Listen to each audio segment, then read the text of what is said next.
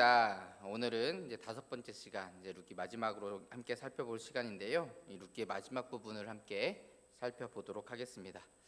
우리가 어떤 글을 읽을 때 이제 사실 그 글에서 가장 중요한 부분을 꼽으라고 하면 아마 마지막을 꼽을 수 있을 겁니다. 대부분의 글들이 꼭 마지막에 이제 결론을 내려주잖아요, 그렇죠? 그 결론부가 가장 중요하다. 우리 보통 이렇게 말할 수 있습니다. 룻기 역시 그 결론이 마지막에 나옵니다. 그래서 그 결론, 룻기의 결론 부분을 우리 함께 좀 살펴보도록 할 텐데요.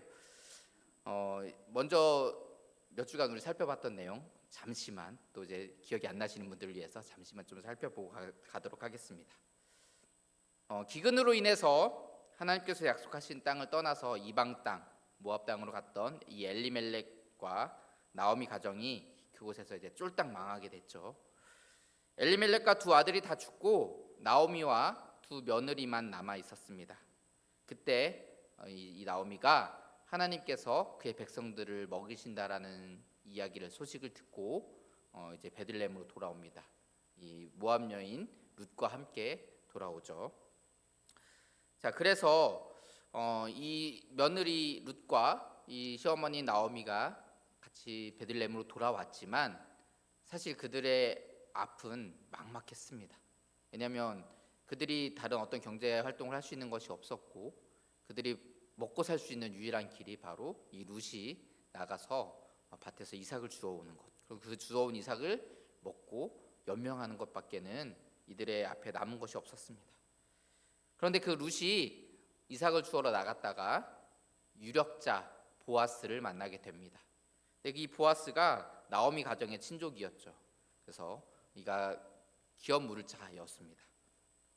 이 보아스가 룻에게 특별한 은혜를 베풉니다. 하나님의 날개 아래 보호를 받으러 온 이 하나님의 백성들, 그 백성들을 하나님께서 보호하시고 그들에게 은혜와 또 하나님의 사랑을 부어주시는 그 모습을 이제 드러내는 거라고 제가 말씀드렸어요. 보아스가 룻에게 특별한 은혜를 베풉니다. 자, 그런 은혜를 이제 받고 집에 돌아와서 이 룻이 나오미에게 이 보아스에 대한 이야기를 합니다. 이제 나오미가 그 이야기를 다 듣고 이제 룻과 보아스를 결혼시켜야겠다 이러한 계획을 세워요. 그 계획대로 룻이 이제 이행을 하죠. 룻이 보아스에게 자기와 결혼함으로 우리의 기업을 물러달라, 기업 물을 자가 되어달라, 그 기업 물을 자의 책무를 이행해달라 이렇게 요청을 합니다. 보아스는 그 요청에 응하려고 해요. 그러나 문제가 하나 있었죠.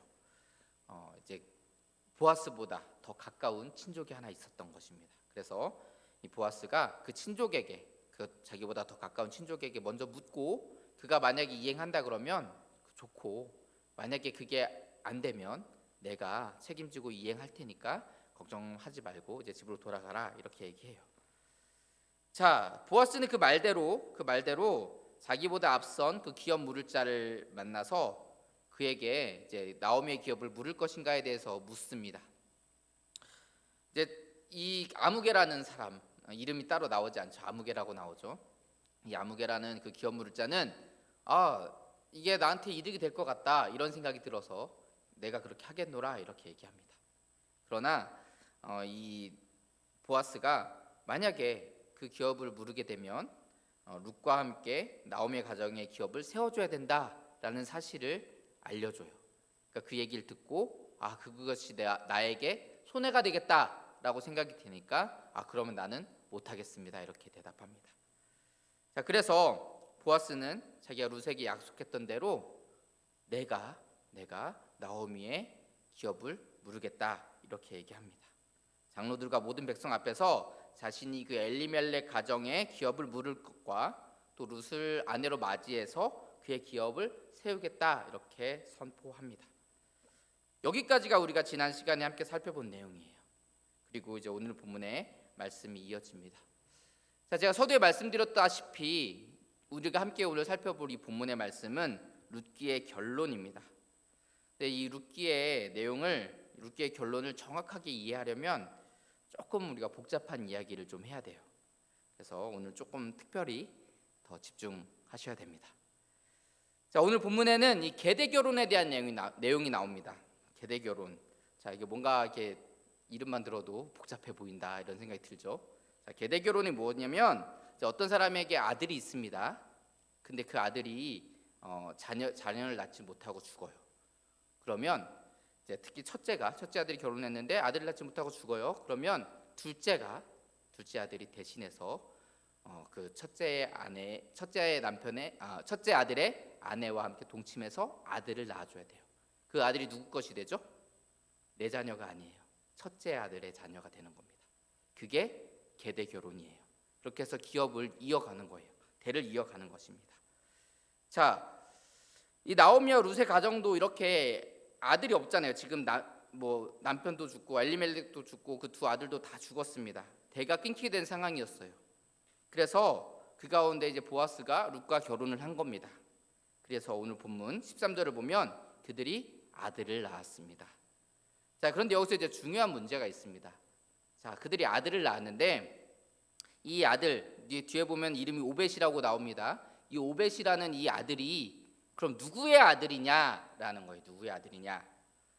자, 우리는 이제 룻이 이제 원래 말론의 아내였기 때문에 이 오벳이 말론의 아들이 될 거다라고 생각할 수 있습니다. 근데 사실 이게 말론이 첫째가 맞나라는 것도 확실치가 않아요. 물론 이제 말론과 기럐 이렇게 나오니까 이름이 먼저 나오니까 아마도 첫째였을 것 같다 이렇게 우리는 추측할 수 있습니다. 그러나 그것이 이제 확실한 건 아니에요. 만약에 이 말론이 첫째고 오벳이 말론의 아들이 되는 것이라면 성경은 아마 이것을 정확하게 얘기해 줬을 겁니다. 그래서 말론의 대를 잇는 것이다라는 것을 정확하게 어떻게 표현을 했을 거예요. 그런데 지금 성경은 그렇게 표현하고 있지 않죠. 제가 결론부터 말씀드리자면 이 오벳은 엘리멜렉과 나오미의 아들이 됩니다. 오벳은 말론의 아들이 아니라 엘리멜렉의 아들이 되는 거예요. 엘리멜렉과 나오미의 아들이 되는 겁니다. 자, 오벳이 보아스가 엘리멜렉을 대신한 거고 룻이 나오미를 대신한 것이 되는 거예요. 자, 그러면 룻이 사실 엘리멜렉에게 말하자면 며느리지 않습니까? 어떻게 그렇게 할 수 있느냐? 근데 사실 이것 때문에 우리가 지난주에 살펴봤던 베레스 이야기가 나온 거예요. 여러분, 이 베레스가 어떤 사람이냐면 유다에게 아들이 셋이 있었습니다. 그 아들이 누구냐면 엘과 오난과 셀라 이렇게 세 명의 아들이 있었어요. 근데 이 엘이 다말과 결혼을 합니다. 다말과 결혼을 했는데 아들을 낳지 못하고 죽어요. 아까 말씀드렸던 대로 계대 결혼이잖아요. 둘째 오난이 대신 다말에게 들어가서 아들을 낳아줘야 됩니다. 그렇게 둘이 동침을 합니다. 그런데 이 오난이 그렇게 낳은 아들이 내게 아니잖아요. 첫째 아들 엘의 아들이 되는 거니까 그게 싫었던 거예요. 그래서 땅에 설정합니다. 하나님께서 그것을 악하게 보셔요. 그래서 그 오난을 죽이십니다. 근데 우리도 옛날에 그런 거 있잖아요. 이렇게 결혼을 했는데 누가 이게 시집을 왔는데 자기 아들이 결혼하고 좀 있다가 죽어요. 그러면 그 며느리를 좋게 보지 않잖아요. 내 아들 잡아먹은 X 막 이렇게 막 했잖아요. 그렇죠? 그랬던 것처럼 지금 이 상황도 이 유다의 입장에서는 그렇다는 거예요. 첫째 아들이 죽었는데 둘째도 들여보냈더니 그것 때문에 죽었네? 이렇게 생각을 하니까 셋째를 주고 싶지 않았던 거예요. 그래서 이 유다가 어떻게 하냐면 셋째 셀라는 아직 어리니까 내가 나중에 크면 줄게. 너네 집에 가서 좀 기다리고 있어. 이렇게 했던 거예요. 처음에는 그 핑계가 좀 통했을 수 있습니다. 왜냐하면 진짜 어렸으니까 좀 통했을 수 있어요. 그런데 이 셀라가 장성했는데도 불구하고 이 유다가 다시 다말을 셀라에게 주지 않습니다. 그러니까 이 다말이 이제 이건 아니다 이런 생각이 들었던 거죠. 그래서 이제 다말이 꾀를 내는데 어떻게 하냐면 이 유다가 양털을 깎으러 딥나에 올라갑니다. 다말이 그 소식을 들어요. 그래서 그 길에 서서 얼굴을 가리고 서 있습니다. 자, 이 얼굴을 가리고 서 있었다라는 거는 이제 창녀라는 의미를 뜻하기도 해요.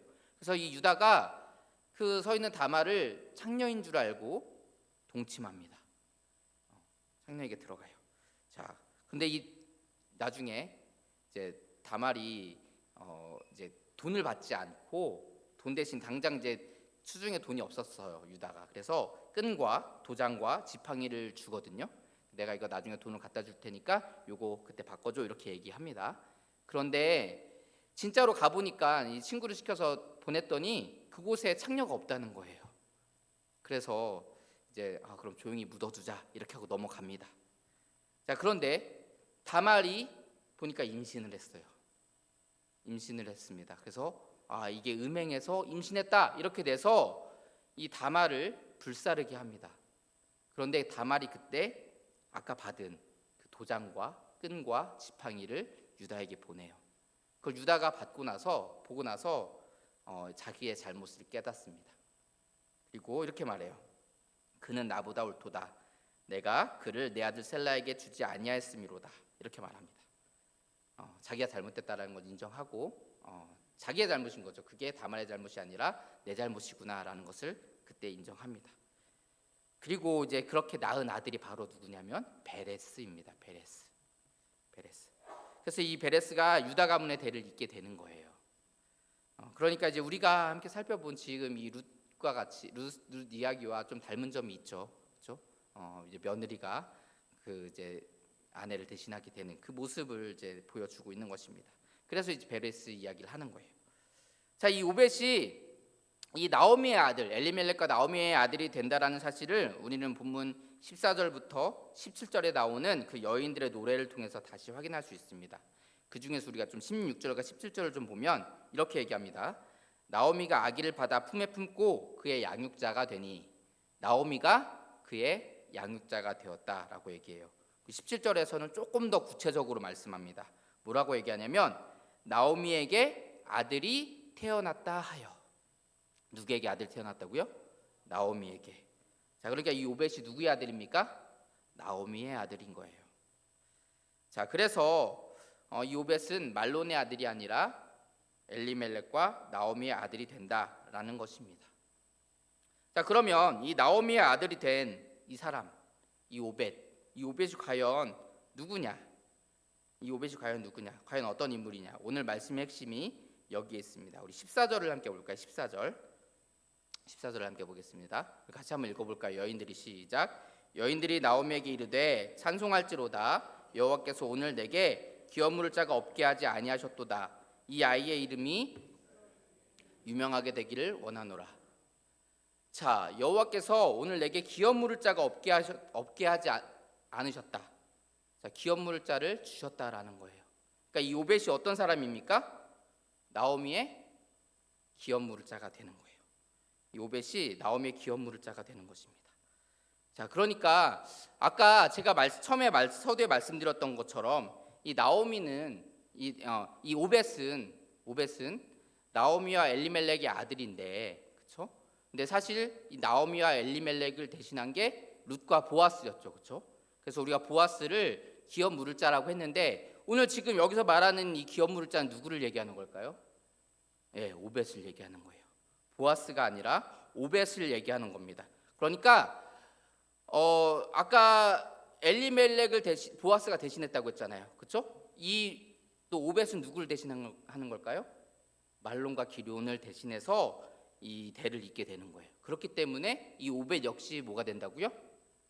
오벳 역시 고엘, 그 기업 물을 자가 된다라는 것입니다. 자, 그리고 좀 뒤에 보면은 그의 이름이 유명하여졌다 이렇게 얘기하거든요. 유명하여질 것을 선포합니다. 근데 이게 여기서 처음 쓰인 게 아니에요. 여기서 처음 쓰인 게 아니라 이 유명하여진다라는 표현이 어디에 나오냐면 11절을 보시면 이 보아스에게도 그 말 쓰여집니다. 그 말씀이 똑같이 쓰여져요. 자, 그래서 이 오벳이 오벳과 보아스에게 동일하게 유명하여지게 됐다라는 표현을 쓰거든요. 유명하여진다. 여기서 이제 유명하다라는 것은 뭐냐면 이름이 날리는 것을 유명하다라고 얘기하는 것이 아니에요. 그 이름이 많은 사람들에게 알려졌다라고 해서 유명하다라고 말하는 것이 아니라는 겁니다. 여기서 유명하다라는 것은 우리가 주기도문을 할 때 이렇게 얘기하죠. 하나님의 이름이 거룩히 여김을 받으시오며 이렇게 얘기하잖아요. 그런 표현과 비슷한 겁니다.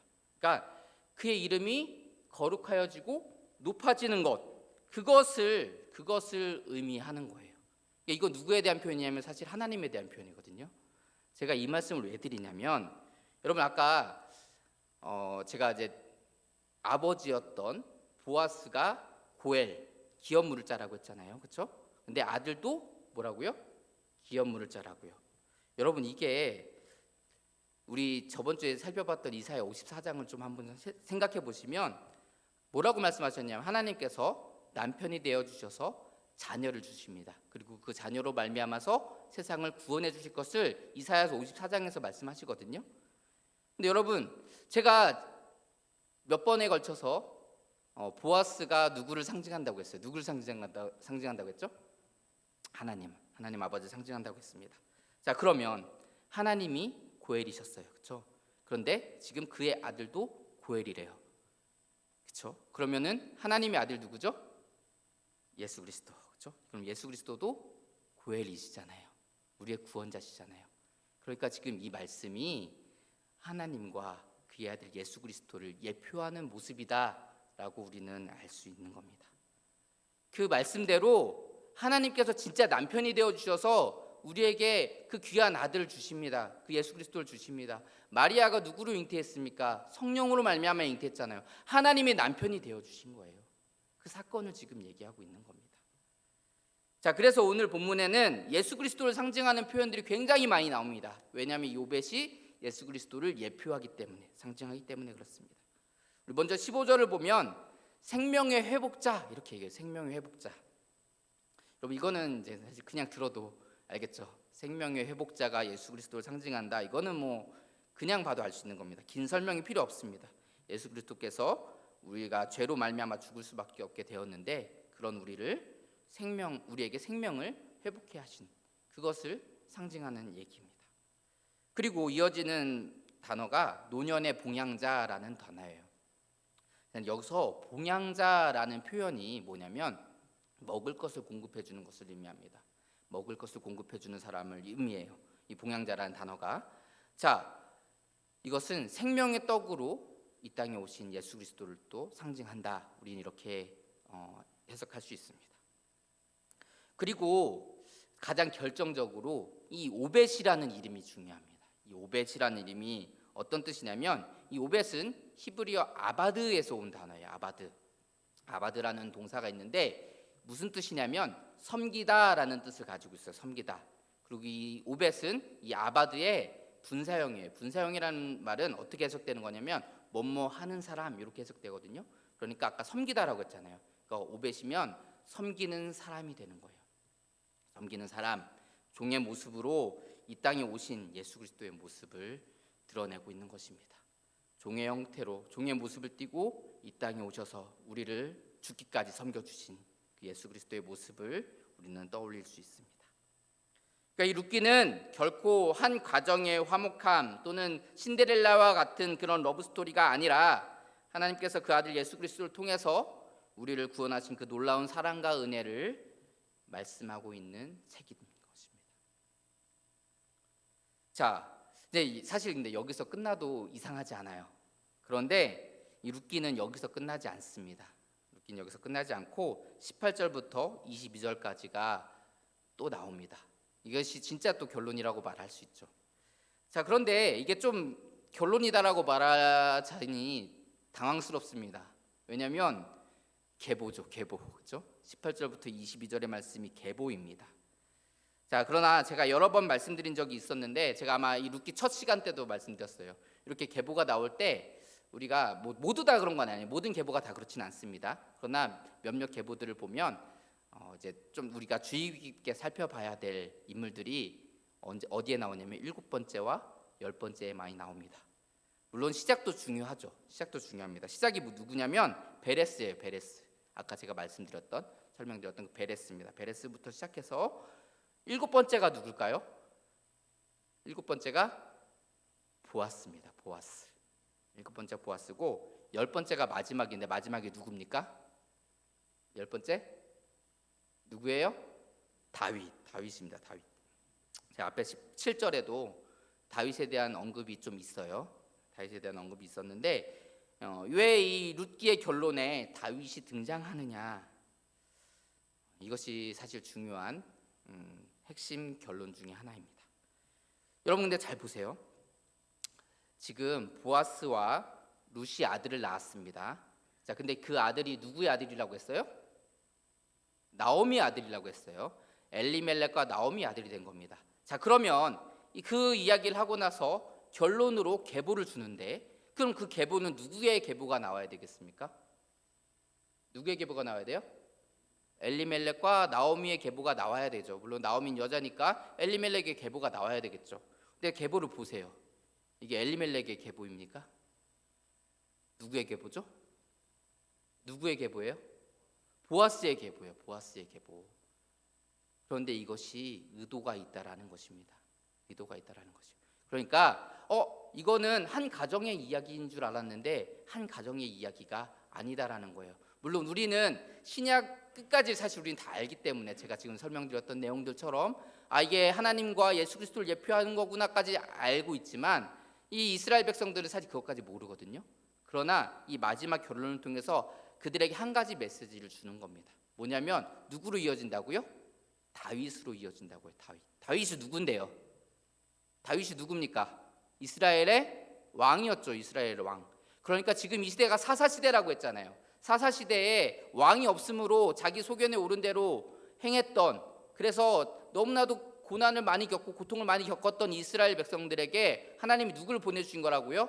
다윗을 주신 거라고요. 왕을 주셨다고요. 그래서 그 다윗 왕으로 말미암아 이스라엘 백성들이 구원받는 이야기이다라고 이 결론을 내려주는 것입니다. 그러나 우리는 여기서 더 나아가서 아까도 말씀드렸던 하나님과 예수 그리스도의 모습을 살펴볼 수 있죠. 이 다윗의 계보를 통해서 누가 오십니까? 예수 그리스도께서 오시잖아요. 그것이 진짜 결론인 것이죠.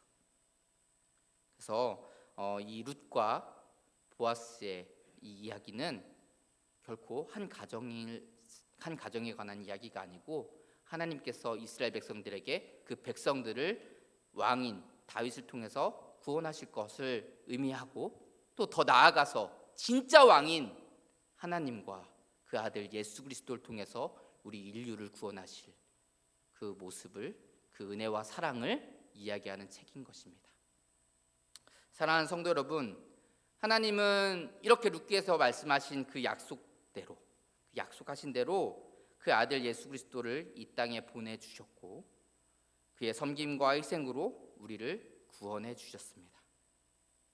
그 하나님을 믿으시고 그 하나님을 의지하시기 바랍니다. 하나님은 그의 날개 아래 보호를 받으러 온 주의 백성들을 외면하지 않으시고 그들을 보호하시고 인도하시고 하나님의 나라까지 구원해 주십니다.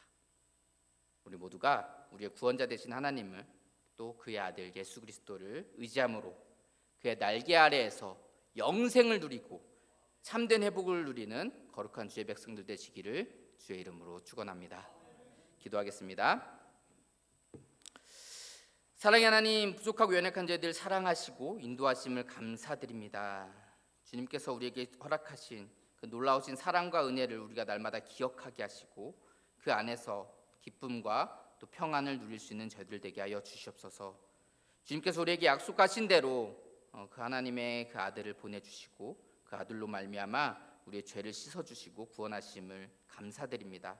그 안에서 우리가 날마다 그 참된 위로를 누리며 참된 평안을 누리며 영생을 누리는 주의 거룩한 백성들 다 될 수 있도록 축복하여 주시옵소서. 날마다 함께 하실 줄 믿사오며 거룩하신 예수님 이름으로 기도합니다. 아멘.